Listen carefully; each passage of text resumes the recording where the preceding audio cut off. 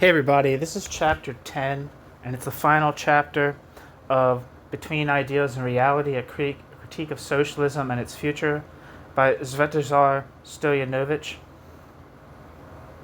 translated by Gerson S. Scher. Chapter 10 is titled Toward a Mature Communism. So let's fucking rock. Section 1. In the course of a legal struggle, armed revolution, war, communism, and reconstruction, the communist movement favors only one set of human inclinations and orientations: solidarity, cooperation, general interest, discipline, moral stimulation, self-denial, and equality in distribution. It resists material interests, efforts to satisfy personal rights and personal interests, the desire for a more comfortable life, and differences of income. In this respect, it most commonly thinks it sees evidence of progress in the eradication of these, quote, class legacies in human nature, for instance in the substitution of work certificates for money after the October Revolution, and in the physical labor performed by intellectuals, thus creating the basis for overcoming a contradiction between mental and manual activity, and so on. This is the morality of development, immature communism. It is quite adequate and progressive in the severe conditions of illegal struggle, armed revolution, war, communism, and reconstruction. This type of communism is simultaneously an expression of an idealization of the difficulties encountered in the struggle against the old world. Some of the specific principles of immature communism have already been enumerated. Taken together, they bring to mind leveling egalitarianism, quote, uravnilovka in Russian, collectivism and asceticism. Synthesizing them still further, they might be formulated under the term, quote, collectivistic and ascetic egalitarianism, end quote. It is well known that Marx tied his revolutionary hopes to the developed countries. Marx took highly developed forces of production to be a necessary practical premise for the realization of the communist program, since at a lower level of development, quote, want is merely made general, and ... the struggle for necessities and all the old filthy business would necessarily be reproduced, end quote. Marx, the German ideology. Not only did Marx, therefore, emphasize the positive value of immature primitive communism, he also criticized it severely as a, quote, regression to the unnatural simplicity of the poor and wantless individual, end quote. Marx. The early writings. So I don't know what specific piece that's from. But history set off upon an unexpected path. Marx's program was first adopted in backward countries. Thus even Marx, interpreted by representatives of these countries, often looks like a theorist of primitive communism. In primitive conditions, however, there is no suitable basis for mature communism. Thus, for instance, features of proletcultism, quote, proletarian culture, end quote, had made their appearance in nearly every socialist revolution up to the present. In China, these features are presently taking on specific extreme forms. It is fairly clear how Marx, for whom communism was, quote, based upon the accumulated wealth of previous development, end quote, would have related to this cultural isolationism and nihilism. Once it has secured power, the revolutionary movement arrives at the moment when the revolutionary movement must make a far-reaching decision. Unless it perceives the limitations of its own immature communism and therefore decides upon modernization, the movement will gradually degenerate. The experience of the Soviet, Chinese, and Yugoslav revolutions attests to this. Apparently, the Cuban Revolution is now being confronted with the same choice. A positive revolutionary tradition can be preserved only if only if that positive revolutionary tradition adjusts to changed conditions. Otherwise, it will become a conservative force. The huge amount of effort demanded by illegal work, armed revolution, war, communism, and reconstruction, as a rule, can be endured voluntarily only by a small number of people, and by them only for a while. It is impossible to live forever on revolutionary enthusiasm. The attempt of the revolutionary elite to perpetuate immature communism and to impose immature communism as a permanent social state sooner or later comes into conflict with life itself, with the human propensity towards personal differentiation, initiative, material compensation corresponding to labor, and a more normal and comfortable life. human nature retaliates against violence perpetrated against human nature by universal indifference to work, low productivity, material privation, and spiritual apathy. Of course, to suppress human inclinations, oppressors are necessary. And being people themselves, oppressors also have the same propensities which the oppressors seek to stifle in others. The result would be that they would need oppressors themselves, but society can go on ad infinitum in this way. Cannot go on ad infinitum in this way. This being the case, the members of the revolutionary vanguard provide human nature with an outlet, but they provide this outlet only to their own human nature. This being the case, the members of the revolutionary vanguard provide human nature with an outlet, but the members of the revolutionary vanguard provide this outlet only to the revolutionary vanguard's own human nature, while forcing the rest of the population to live according to the precepts of primitive communism. This kind of adjustment to reality gradually leads to the oligarchic status thermidor of the revolution. Section 2. While it continues to preach immature communism as the regulatory consciousness of society as a whole, the newly constructed status class itself leads another kind of life. Without this ideological and phraseological continuity of the revolution, the new ruling class would not be able to take shape and fortify the new ruling class's newly won position. This class morality is not simply the reverse of primitive communist morality, for this class morality does not develop by simply rejecting the propensities of human nature favored by primitive communist morality, and stimulating those which it had tried to resist. The latter set of propensities in fact acquires an essentially new quality in the ranks of the ruling class. In illustration, personal and material interest becomes a class privilege because they are satisfied only in the circles of the ruling class and are denied to the rest of the population.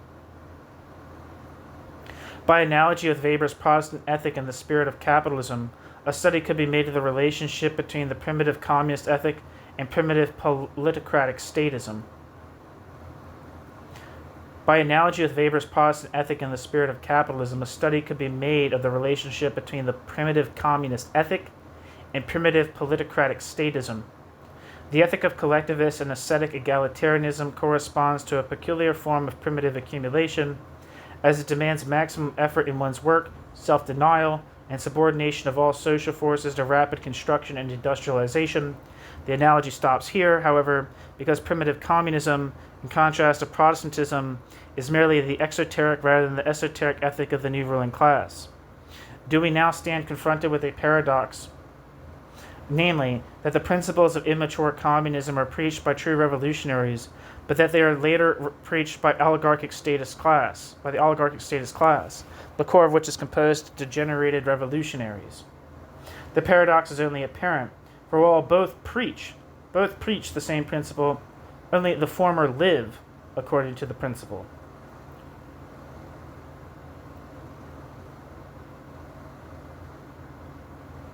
Immature communism is adequate as the self-consciousness of revolutionaries, a self-consciousness which integrates revolutionaries in the struggle against the class world. On the other hand, it is also the ideological, false, self-consciousness of those who rule, a self-consciousness which conceals class division by pretending to be a regulative device for all of society. To be sure, this inversion of revolutionary consciousness into the ideology of the ruling class is nothing new in history. For instance, when the bourgeoisie separated from the Third Estate and became the ruling class, after the latter's victorious revolution, the ideals of liberty, equality, and fraternity suffered a similar fate. In contemporary China, there has been a strong tendency toward the construction of a primitive politicratic system. As the prospects for communist revolution have moved from the developed West towards the undeveloped East, first Russia and finally China, Marxist communism has been increasingly transformed into primitive communism. Those who stress that what is happening now in China bears great resemblance to the primitive communist constructions of utopian socialists such as Mably, Morelli, Cabet, and Desame, or Desemi, I don't know how to pronounce that name, are apparently quite right indeed even though the Chinese persistently invoke the name of Marx. The first, barely perceptible sign of desire for modernization in China. The first, barely perceptible signs of desire for modernization in China have been choked off in the name of primitive communism. The more life has demanded changes, the more the Maoists have been seized by a desperate nostalgia for the lifestyle of the days of armed revolution, a lifestyle which they have sought to preserve at all costs. But the price for this nostalgia is primitivism, wrapping itself in the guise of the, quote, great cultural revolution, end quote. As evidence of this, we can cite their nihilistic attitude toward world cultural history, their anti-personalism and anti-intellectualism, collectivism of the manipulated crowd, national messianism, universal uniformity, and their total fetishization, even deification of the leader. Really hits the nail on the head about Maoism right there. True, these characteristics can be largely explained, although not justified, by reference to the exceedingly difficult material, demographic, and military situation of China, but instead of mitigating the Chinese situation as Mao Zedong, the architect of the, quote, cultural revolution, imagines it will, this state of affairs is only making it worse.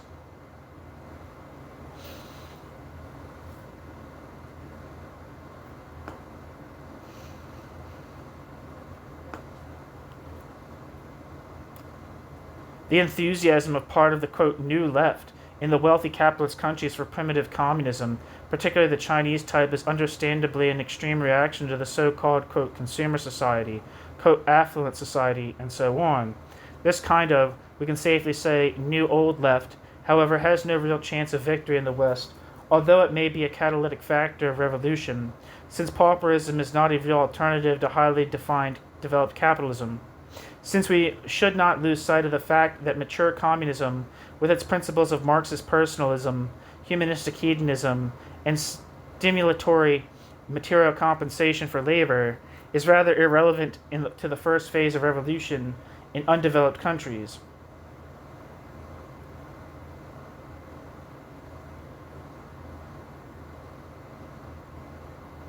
There's a footnote here that I'm not sure where it was connected to, but it says, the modern world vacillates between two extremes, the lonely crowd, David Reisman, and the manipulated crowd. And footnote. It should be emphasized that the oligarchic statist system which arises with the degeneration of socialist revolution does not in the least have to be bound ideologically to primitive communism. Technological and cultural development lead to a point where the ruling class must begin to renounce this ethic. Modern technocratic statism in contrast to primitive politicratic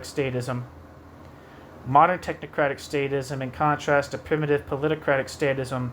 Relies upon personal interest, material stimulation, growth of the standard of living, and increased social differentiation, not only between the ruling class and other people, but differentiation as well among the latter.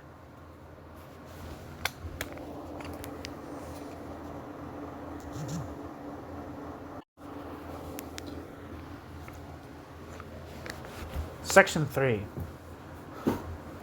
Urav Nilovka among revolutionaries is a positive integrative function. All share equally in the hardships of revolutionary struggle. Insofar as mutual differentiation develops, the first seeds of subsequent statist hierarchy and privileges are being sown. The equality of revolutionaries in difficult conditions is the equality of ascetics, with the reservation that this type of asceticism should hardly be confused with masochistic asceticism. The true revolutionary does not enjoy self-denial and self-sacrifice, but rather accepts self-denial and self-sacrifice rationally as a necessary way of life in specific conditions. When this is not the case, he will, once he comes to power, be inclined to sadistically compel others to live in the same manner. The collectivist principle has been sufficiently criticized in the ideological struggle with statism in Yugoslavia, and the pretensions of the theorists of statism to present collectivism as a Marxist principle and ideal have rightly been rejected. The principle of socialist personalism has been affirmed against that of collectivism. Proofs of the validity of the personalist interpretation of Marx frequently refer to the passages in the Communist Manifesto, which describe communism as a society in which the free development of each individual will be the condition for the free development of all. Stalin would have had us believe that such a Marx was an anarchist.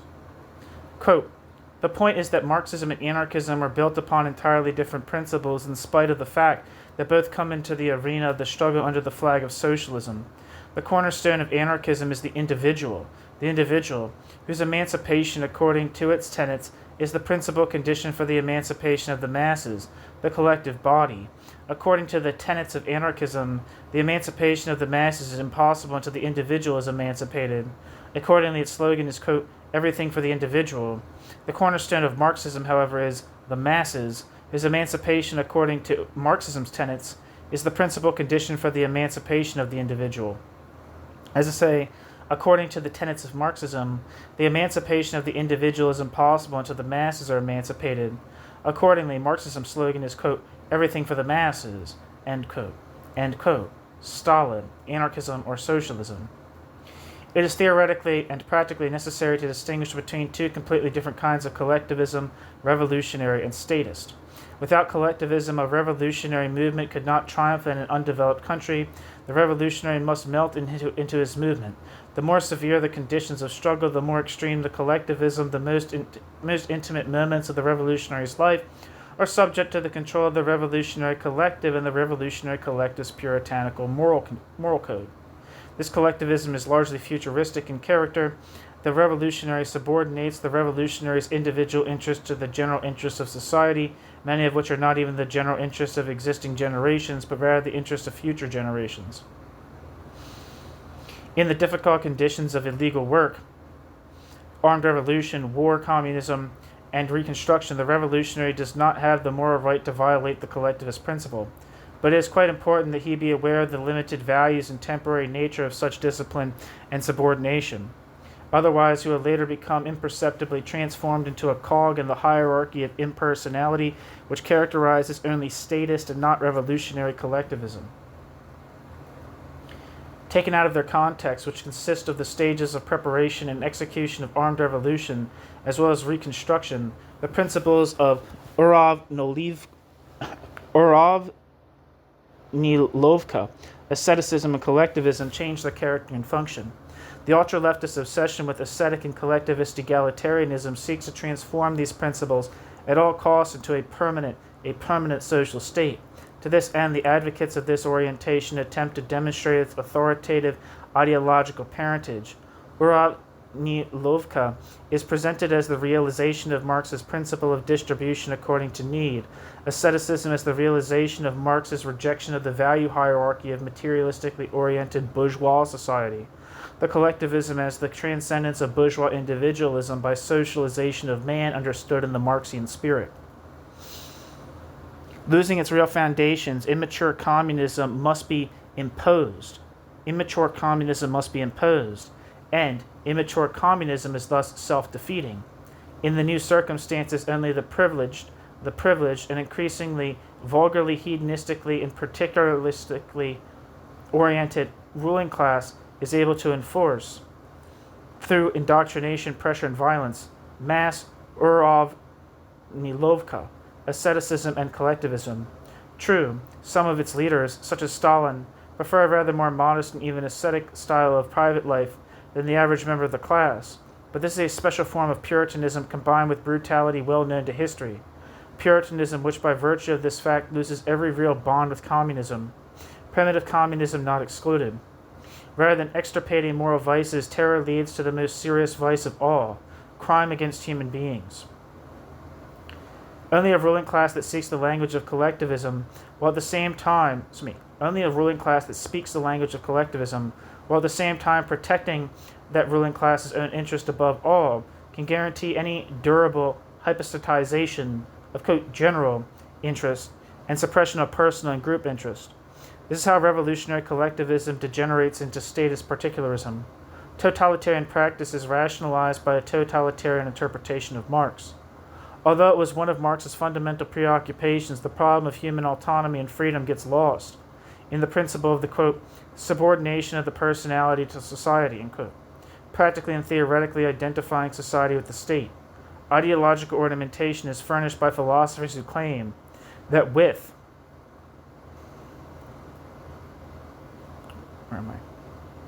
I lost my spot.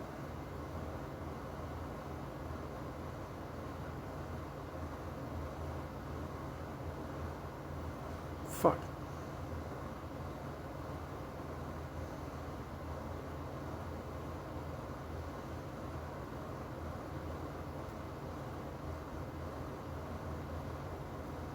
Oh. Only a ruling class that speaks the language of collectivism, while at the same protecting that ruling class's own interest above all, can guarantee any durable hypostatization of, quote, general interest and suppression of personal and group interests. This is how revolutionary collectivism degenerates into statist particularism. Totalitarian practice is rationalized by a totalitarian interpretation of Marx. Although it was one of Marx's fundamental preoccupations, the problem of human autonomy and freedom gets lost in the principle of the, quote, subordination of the personality to society, end quote, practically and theoretically identifying society with the state. Ideological ornamentation is furnished by philosophers who claim that, with the advent of socialism, all conflicts between personal, group, and universal human interests disappear. Thus, the feeling of security within the hierarchy frustrates the desire for personal freedom.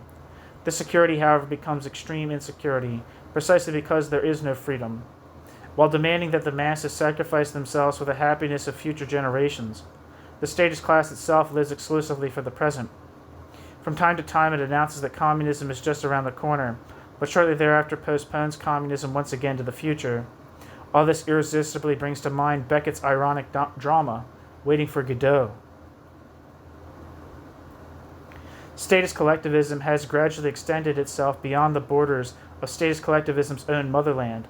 In the name of proletarian internationalism, absolute subordination to the, quote, international revolutionary collective, end quote, actually to a single communist party and state, is demanded, and any attempt to guarantee equality and cooperation precisely in the spirit of communist internationalism and solidarity is anathematized as bourgeois nationalism.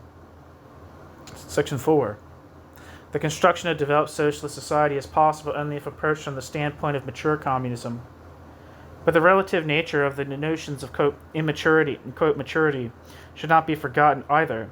Even that which we may now think is developed communism will surely at some point in the future exhibit certain aspects of immaturity which will then stand in the way of progress. Mature communism is distinguished by mature communism's realistic and multilateral evaluation of the possibilities of human nature. The absolutization of any of its qualities is alien to mature communism. As we have seen, immature communism absolutizes the principle of social equality, negating the principle of individuality in the process. The absolutization of the principle of individuality, on the other hand, is also foreign to mature communism, as this would lead to the rejection of any possible ideal of social equality. The primitive communist and oligarchic statist mentalities both stand opposed to mature communism. Statists also use primitively understood communist ideals in order to resist the modernization of the economy and all of social life. This is why there are many people in Yugoslavia who naively believe that they are waging a successful struggle against statism by attacking statism from primitive communist positions. The statists have skillfully exploited the naive idealization of the times immediately following the Armed Revolution, claiming that general equality and solidarity existed then. The statists have neglected, however, to mention the fact that by that time the politocracy already possessed a great deal of privilege, and while in self-defense, the politocracy exhibited intense solidarity. This solidarity was only of an intra-group, particularistic nature. More recently, there have been signs of a more decisive break with immature communism in Yugoslavia. This is what gives the socioeconomic reforms ethical significance. However, there are at the same time people who, in the guise of reform, are intensifying their efforts to liquidate communism in general, along with communism's more immature manifestations. Reform and modernization are the slogans not only of those people who are oriented towards socialism, they're employed by, quote, socialists, anarcho-liberalism, and technocratism as well. This unsocialist orientation makes market economy and stimulatory distribution as a form of laissez-faire economy, which permits the growth of huge social differences and armies of unemployed people about whom no one need worry very much. For such people, the right to work is purely a propaganda slogan, even though it is proclaimed by the Yugoslav constitution. In its radical version, this orientation has the goal of transforming social ownership into shareholding by working collectives, and even of clearing the path for the private ownership of, quote, small factories and of, quote, small businesses in general. Beneath the rhetoric of self-management and rational, effective economic conduct, it is not difficult to discover a petty bourgeois conception of the economic reform. Such a conception, which is in obvious contradiction to revolutionary humanistic goals, cannot succeed in winning over the broad working masses. Footnote: the student demonstrations of June 1968 were directed against petty bourgeois as well as statist tendencies in the LCY and gave support to the democratic socialist forces in it. End footnote.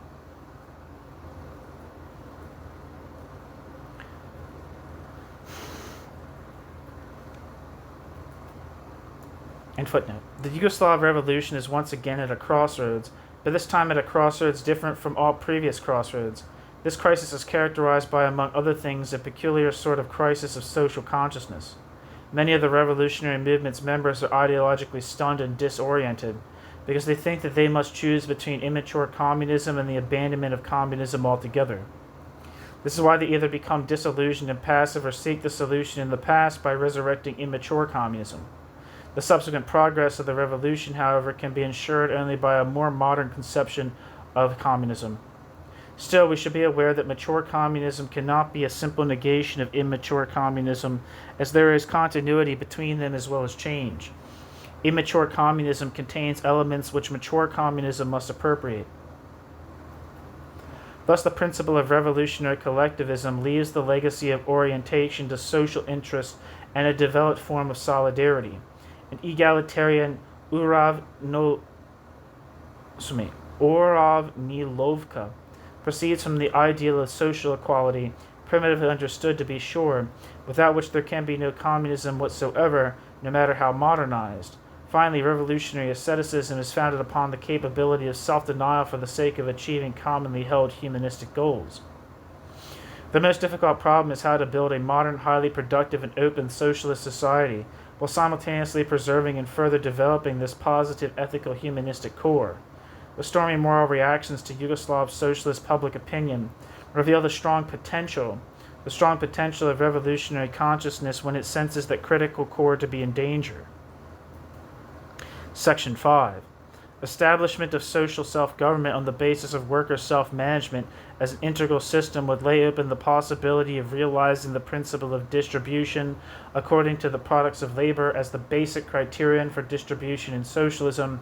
We must shatter the fallacy that this is solely an economic principle and has no ethical humanistic justification whatsoever. In fact, the only way a great degree of equality and justice can be achieved is by totally replacing the distributive principle characteristic of class society, distribution on the basis of ownership, hierarchy, power, and inherited and acquired privilege, with this principle of distribution. Besides, if social self-government is a concept of profound ethical significance, and if there can be no true self-government today without reliance upon this principle of distribution, then it follows that the principle of distribution according to the products of labor is ethically justified. One must also evaluate the consequences of applying a given principle in order to be able to make a decision as to the principle's ethical justifiability or unjustifiability. Thus, the consequences of distribution according to the products of labor with respect to personal, group, and social interests also enter into this principle's overall, quote, ethical balance. Overall ethical, quote, balance. Since it can operate only in a system where the results of different people's labor are highly interdependent, this distributive principle stimulates social engagement and responsibility. In other words, it is in each person's interest that everyone, rather than simply himself, do more and better work. Thus, the principle of distribution according to the products of labor rather felicitously harmonizes personal, group, and general social interests. This mode of distribution would contribute to fostering the autonomous personality, as everyone would know that labor is the decisive factor of their social position. This principle largely reconciles the contradiction between economic life and morality. It is acceptable in both respects. It makes it possible to increase labor productivity while ensuring a high degree of social justice and equality. Economic life in socialism generates immoral phenomena not because it is based upon this principle. Rather, such phenomena appear either because this principle is not applied or because other aspects of social life prevent it from working properly. There are many people who, rightly opposed to absolutizing the principle of distribution according to the products of labor, and even more to identifying it with distribution according to performance on the market, unfoundedly idealize the principle of distribution according to need.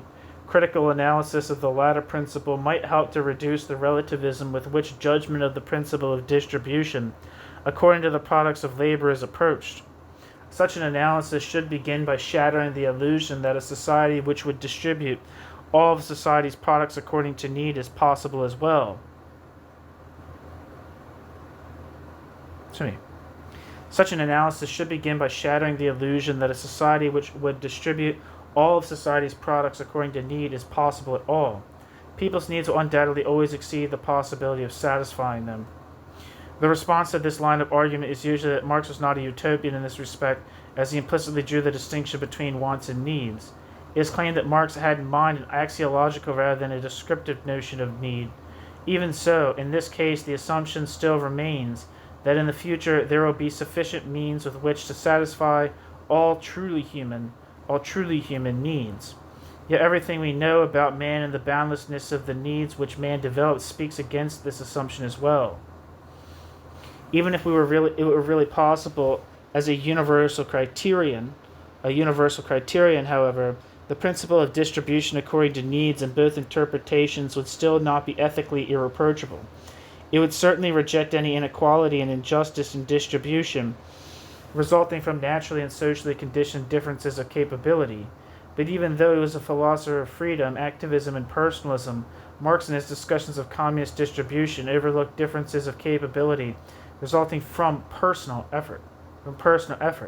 Apparently, his predisposition toward absolute determinism, which we discussed in Chapter 7, was at work here, as Marx was concentrating upon the rejection of injustice and inequality which flow exclusively from natural and social determination.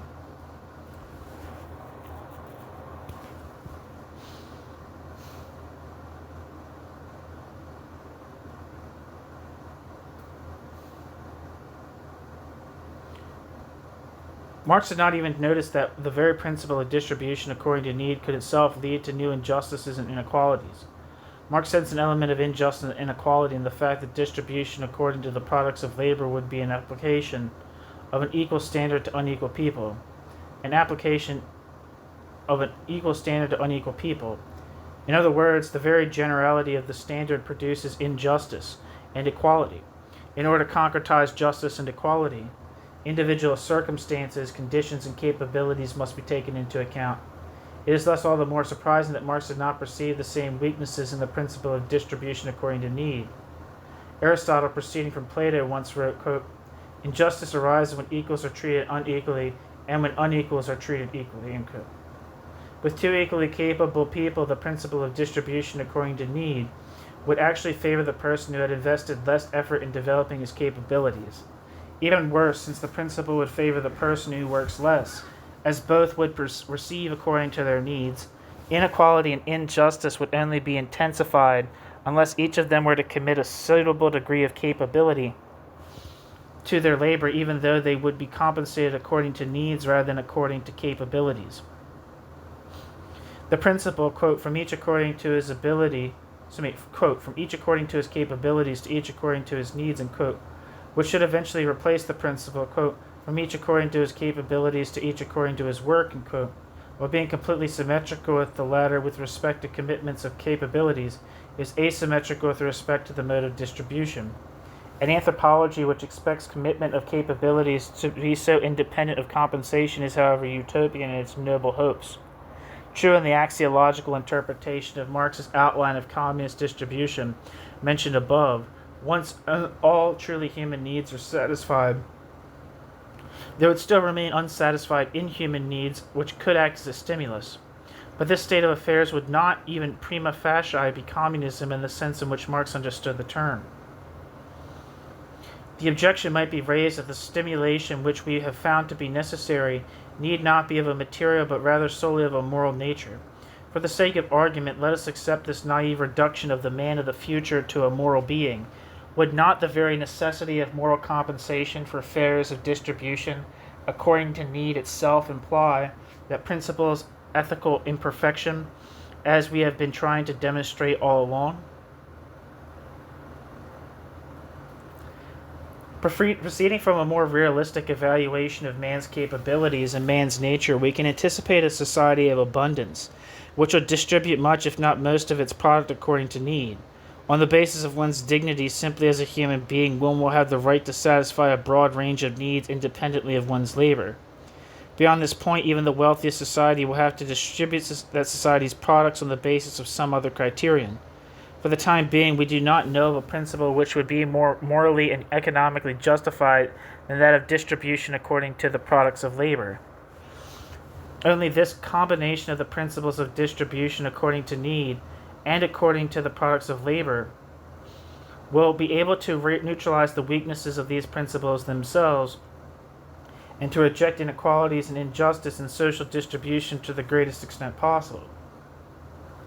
Only this combination of the principles of distribution according to need and according to the products of labor will be able to neutralize the weaknesses of these principles themselves and to reject inequalities and injustice in social distribution to the greatest extent possible. Within this synthesis, no reconciliation between personal interest and initiative and the principles of solidarity and human dignity will be possible. Since man will not be compelled to work in order to satisfy all his basic needs, only under such conditions will his work become free. Section 6. But let us return to the principle of distribution according to the products of labor. Marx persuasively pointed out its limitations. Since that is a matter of common knowledge, it will be sufficient for us to emphasize that socialist distribution will be impossible without correcting instances of injustice and inequality generated by this distributive principle. In this connection, at least two necessary conditions can be noted. 1. Systematic measures to equalize the chances of selecting an occupation which corresponds to whatever capabilities one may possess, and in preparing for such work, and to equalize the chances of finding employment and work under approximately equal conditions, rather than merely equalizing the chances, as it is commonly put in Yugoslavia, of having equal opportunity to earn equal amounts of equal results. Systematic measures to equalize the chances of selecting an occupation which corresponds to whatever capabilities one may possess, and preparing for such work, and to equalize the chances of finding employment and work under approximately equal conditions, rather than merely equalizing the chances, as it is commonly put in Yugoslavia, of having equal opportunity to earn equal amounts of equal results. In passing, we might mention that those people who are opposed to more material aid to the undeveloped sections of our country and to any sort of solidaristic redistribution in general reduce equality to the latter dimension. Even with respect to this dimension, some people in Yugoslavia speak about distribution according to the products of labor as if it actually exists in reality, when in most respects it does not. At the present time, monopolies in the economy and some of the social services, private producers and political functionaries receive a disproportionate share in the distribution of the social product. 2. Along with the effort to increase its material wealth, socialist society must introduce and continuously broaden the beginnings of distribution according to need. Free schooling, child care, medical and general, social insurance, free cultural goods, and so on. If society oversteps its real possibilities in this respect, it will be threatened by the danger of the primitive communist utopia, which as a rule culminate in statism, while if it falls short of them, it abandons communism in practice. Perhaps this statement would be superfluous if it were not for the increasingly vocal, quote, socialist anarcho-liberals, who claim that any serious communistic solidaristic corrections ought to be postponed until the society of abundance. We are already familiar with this type of reasoning thanks to Stalin. We must first build socialism, leaving communism to the distant future. But tragic experience has confirmed that a society cannot be socialist unless elements of communism are already developed within that society. If the anarcho-liberals' advice were to be followed in Yugoslavia, a society of abundance might be achieved, but never communism, the more so because the anarcho-liberals identify distribution according to the products of labor with distribution according to successes on the market.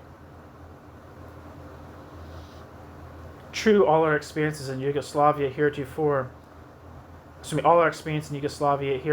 confirmed that socialism must use the market as its principal standard for evaluating productivity.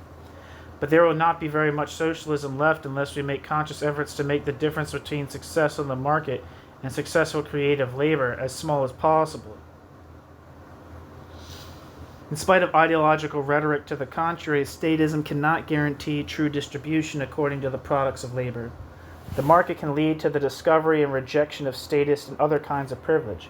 However, the market also facilitates the development of another kind of privilege based upon monopolistic position, speculation, and accidental influence of circumstances, and so on. The anarcho-liberals oppose all corrective measures and plead for the totally free operation of the market. This kind of reasoning reveals a great deal of confusion in their socialist ideological bearings. Even capitalism began attempting long ago to prevent the accumulation of super profits based on monopoly. The real dilemma is not of enabling the market to operate freely or preserving a distributive economy.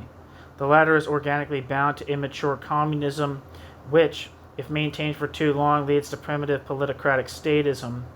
The correct questions are, in what kind of framework should the principles of the market operate?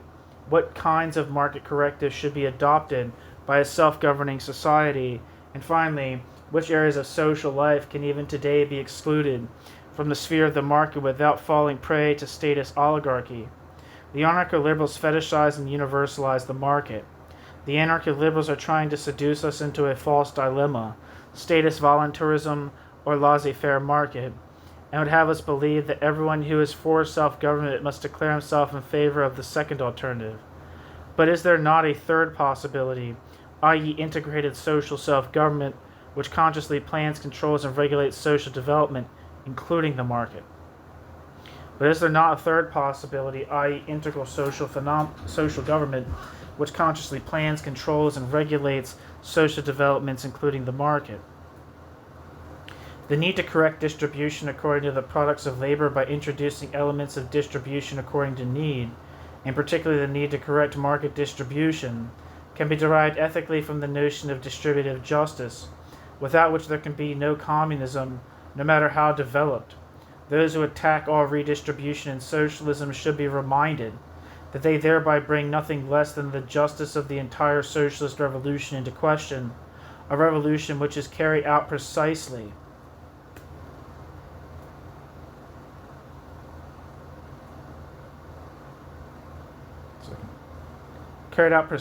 for the sake of a radical redistribution of social wealth and power. After all, freedom without justice leads to unfreedom for the majority, just as justice without freedom leads to injustice for the majority. It is indisputable that redistribution, if conceived independent of real possibilities and humanistic principles, may conceal and rationalize privilege enjoyed by an oligarchy, having control over the funds which have been created by redistribution, as well as other forms of parasitism and exploitation. Redistributive justice then becomes redistributive injustice. In order to ensure the fair and rational utilization of these redistributive funds, their disposal must be subject to the decisions of self-governing society. Even operating under the assumption that distribution according to the products of labor is being ideally realized, redistribution would still be necessary, since some unjustified social differences which would generate injustice and inequality would still remain. Besides, without substantial redistribution funds, socialist society could not cultivate and humanize people's needs. The socialist alternative to statist parasitism and exploitation does not in the least consist of rejecting or restricting these social funds and realizing purely commutative justice, the exchange of real equivalents on the market. As the anarcho-liberals think, they would make as much of the expense as they would make as much of the expense as possible of the social standard of living schooling, childcare, medical, and social insurance, culture, and so on, into a personal affair or a function of the material position of the working collective or commune. Uravnilovka is undoubtedly irreconcilable with the socialist character of distribution. The principle of absolutized equality in the form of Uravnilovka passes over into inequality and thus becomes self-defeating. Those who work well and those who work poorly both receive equal shares of the social product. Our present mode of distribution still does not adequately stimulate individual capabilities, inclinations, talents, and productivity. But on the other hand, certain people are forgetting that exaggerated social differences are also incompatible with socialism. One ceases to be a communist as soon as one loses the tragic feeling that there is no equality in socialism. Tragic even when real possibilities for greater equality do not exist, but especially tragic when they do. Is this a mode of feeling that binds that communist to other revolutionary humanist ideals as well? Recently, there have been an increasing number of people in Yugoslavia who have been jeopardizing every ideal of social equality in the guise of struggling against Uravnilovka. One should not, however, overlook the fact that the apparent desire for Uravnilovka, evident in many Yugoslav circles, is actually moved by an effort to ensure a minimum standard of living that many people do not enjoy. Even were it not to conflict with the principle of distribution according to the products of labor, the tendency toward a great degree of social differentiation would still be unsocialist, as this distributive principle is neither the sole nor the most important principle of socialism. Humaneness, solidarity, justice, equality, all these are elements of a socialist context in which distribution of the social product should be conceived and regulated with the goal of preventing this mode of distribution from leading to the moral and political disintegration of socialist society. In this light, the argument often made in defense of a high degree of social differentiation on the grounds that the poor would achieve little in material terms by taking from the rich, although true, is shown to be quite irrelevant. With the passage of time, there will be an increasing tendency for a new wealthy elite to form, an elite whose lifestyle experience and consciousness will be quite different from those of the rest of the people. It is possible that some people will be defining the standards of, quote, socialist and, quote, distribution in such a manner that they will be able to exploit everyone else. Thus, true realization of the principle of socialist distribution is contingent upon who it is that defines it. Only an integrated self-governing society can democratically define which differences of income are in harmony with distribution according to the products of labor. The rest must be embraced by a severely progressive system of taxation of family income, the proceeds of which would be channeled into the redistributive social funds discussed above. It's hard to imagine that a socialist society would democratically decide, in the name of distribution according to the products of labor, to leave room for the formation of a new wealthy elite. Since the structure of the distribution of the national income largely corresponds to the structure of social power, it is more than likely that there would be no question of the existence of mature self-government in such a society. The everyday political vocabulary of Yugoslavia conceals an increasing degree of differentiation between rich and poor. Instead of poor people, we speak of people, quote, who have low personal incomes, and, quote, people who are, quote, temporarily jobless, and, quote, and so on. Certainly, mature communism, in contrast to communism's immature counterpart, cannot be an ideology of pauperism, but it is just as unquestionable that it cannot be insensitive to the existing degree of social differentiation. The anarcho-liberals, on the contrary, are trying to clear the way for unlimited differentiation in personal income in the name of distribution according to work. In order to demonstrate how small the differences still are in Yugoslavia, they draw comparisons with the developed capitalist countries, but the very nature of their standard reveals the true color of their communism. Ever faithful to themselves, they increasingly identify equality with the formal, quote, equalization of opportunity to acquired income, end quote. In State and Revolution, Lenin shared Marx's enthusiasm for the measures taken by the Paris Communards including their attempts to reduce the salaries of public functionaries to the level of workers' wages. In a modern society, including socialist societies, such a demand would be unjustified and unrealistic because of the complexity and responsibility involved in public occupations. Nevertheless, even the greatest compensations for labor in socialism must not be out of proportion with what is earned by the average man, especially the working man. The socialist public can distinguish people who negate ascetic egalitarianism through their greed, covetousness, avarice, and by finding the means of life in the pursuit of things and money, from people who'd pledge themselves to a wealthier life but who'd preserve their modesty in the form of consideration of the average material capabilities of other people and of the community as a whole. Lenin was one of the last leaders of the communist movement in power who was graced with modesty. Today, the movement's leaders usually try to discredit such people as demagogues. Luxury at the expense of society is usually justified by pointing out that the country must be well represented by its leaders. But is this really a justification for the extremely immodest style of private life? What moral right do such people have to reproach citizens who inappropriately compare their own standard of living to that of the developed countries? Experience shows that, contrary to what primitive utopian communism had always imagined, we cannot build a socialist community without relying upon interests, including material interests. But the absolutization of material interests is no more acceptable than ascetic obsessions with moral stimulation. Mature communism transcends revolutionary asceticism with humanistic, not vulgar hedonism. In socialism, the concept of the, quote, working people, end quote, is used quite freely. This is related to the increasing tendency in social science to replace class analysis with a form of functional structural analysis in which the programmatic notion of the, quote, working people, end quote, achieves a central position. The working people here is simply divided into various strata, professions and roles in the social division of labor. The category of, quote, the working people, end quote, however, can conceal massive social differences. If we avoid getting mired in application of the concept of the ownership of the means of production and apply some other essential criteria to the description of social groups and social conflict, such as, for instance, social power and wealth, then the false picture of a unified, quote, working people, end quote, will immediately disappear.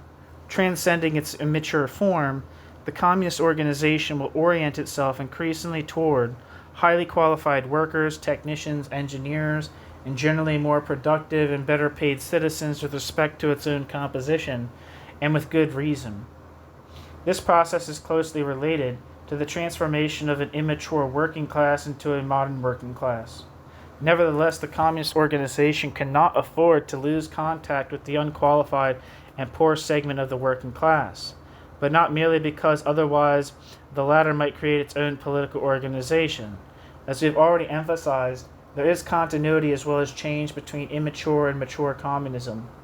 Thus, the primitive communist impulses of the poor segment of the working class must not be treated simply as a burden, but rather as a desirable corrective and source of pressure upon the political vanguard, so that in the course of modernization it will not forsake its ultimate communist goals.